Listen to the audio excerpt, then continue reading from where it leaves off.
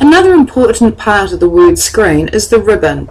At the very top here you have a very large panel spanning the width of your screen. This is known as the ribbon. The ribbon can be minimized, and how you achieve this is by simply double-clicking one of the tabs that appear at the top of the ribbon. For example, if I double-click Home, I'll minimize the ribbon. It appears to have gone. If I double-click Home again, the ribbon comes back. Some people aren't able to use the mouse, and so what Word offers are access keys. If on your keyboard you were to press F10, the function key F10, or the Alt key, you will see that the ribbon acquires letters. I'm going to press the Alt key.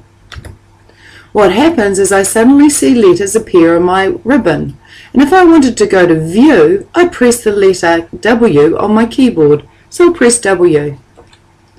From there I can choose other options simply by pressing a letter. For example, I might press G for Gridlines. And suddenly I have gridlines on my document. If I wanted to remove the gridlines and use the access keys, I'd press Alt or F10. I'd then press W for View, and I'd press G again for gridlines to turn off the gridlines. In addition to access keys, you also have screen tips. For example, when I rest on an option, Word will pop up a screen tip telling me what this option does. This option, for example, is to turn on the grid lines so that you can align objects easily in a document.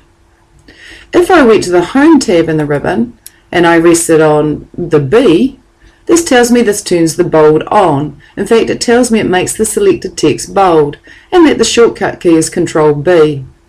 When you're working with Word initially, we use the screen tips just by resting without clicking on various options to help discover what all the different options do in Word.